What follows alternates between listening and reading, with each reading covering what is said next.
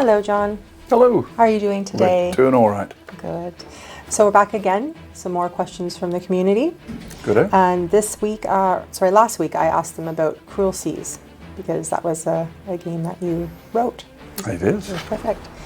We've got 5 questions today. So the first one is from Kiren Williams 241 on Instagram, and that is our lovely Kirsten in the studio. Yes. And she says, my great uncle lost an arm in a World War II sea battle. Did you have any relatives who served at sea? And did that influence which scenarios you chose to write for the game? Crikey, lost an arm. World War II, poor devil. My uncle served on HMS Hood, which is one of the big King George V battleships in World War II. So it's my father's brother. And he was Uncle Jack and was very much the sailor, tattoos and all that. Bit of a Jack the Lad, literally. Full of tall tales. So I could never quite believe anything he said. And he did tell us when we were kids that he was out in the Pacific, in the British Pacific Fleet in 1945, and told us chilling tales of being kamikazed by the Japanese Zeros, and he'd be up near the bridge listening to them all coming in and watching it on the radar develop. He said, but they didn't do much against the battleship. They said they kind of bounced off, and we just swept them over the side and said, next, please. You know, it didn't do anything to him, but he did inspire me, a love for the Royal Navy. The actual inspiration for Cruel Seas, apart from the wonderful film,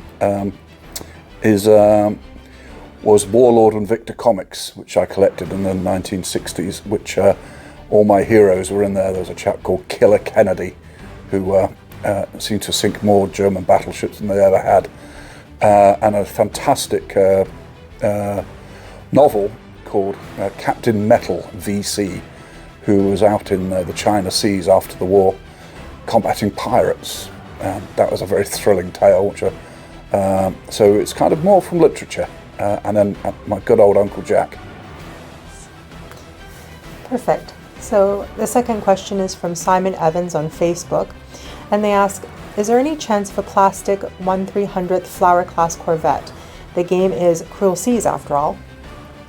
Hi Simon. I really would have loved to have tooled up a plastic Corvette. I think they made more of those Corvettes than anything else during World War II, and I know the Canadian Navy turned out to be the 3rd largest Navy in World War II by 1945, 3rd largest Navy, of which an awful lot of them were those Corvettes.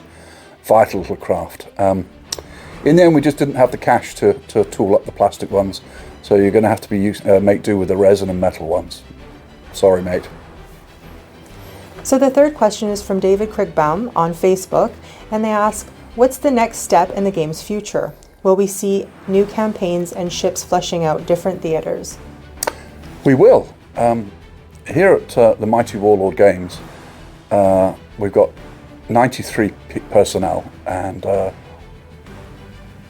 we find it increasingly difficult to be able to support every single game that we do, because we do, probably 20 or 30 games if I go through the whole gamut of them over 16 years, and so we can't always afford to put stuff out. Now, we've moved Cruel Seas down to Skytrex, who are in Loughborough, just about 15 miles away from us here, and their skill is in making ships and planes and tanks. They've been doing it for 50 years, and they've been making some new items, the British River class, not corvettes, what would they be, sloops, and they look really fantastic. So they've been producing some new models, an Italian submarine coming out as well, and they made various air sea rescue floats. So they're being able to put stuff out that Warlord Games itself hasn't got time to do. So yes, they will be doing things. They're making extra ship cards for them, and they're doing a blooming good job. So take a look at the Skytrex site. The fourth question is from Blister for Walk on Instagram, and they say, my granddad served in the Navy during World War II, spent time on HMS Hood and the smaller HMS Intrepid. He was part of the gun crew. Is there a way to mix Cruel Seas with bolt action, or maybe roleplay individual personnel stories as part of an ongoing campaign? Crikey, your grandfather was on HMS Hood. Well, the short thing there, he must be a very lucky man, because as we know, it went down horribly with the Bismarck. Yeah, well, good for him that he survived. I'm not sure how you would try and combine it with bolt action, unless you had some of the gun crew in all British battleships were all Marines, and so they served the actual, well, at least one of the gun turrets in every British battleship. So you could use them in a bolt action game as a Royal Marine storming party. That's the way I think you could get that into a story quite easily, actually. It'd be a shore landing party armed with Brens and rifles and the Lanchester submachine gun, that wonderful looking submachine gun, which we copied from the Germans, I think, in the 30s. So that's the only way I could think of combining the two of them, but that would be a great fun game. Tough boys, the Royal Marines. The fifth and final question is from Richard Scott on Facebook. And he says, I worry that by shifting the game to Skytrex, it's the equivalent of punting it into the long grass. Well, thanks for the question, Richard. I think I think you could see that if you're a punter, but we've actually helped develop the game by giving it to Skytrex, because previous to one of my previous questions, we don't have time to develop our main studio to develop all the games that we cover, but Skytrex are small and perfectly formed and can make a few little models here, there and everywhere and pop them out when they're ready to do so.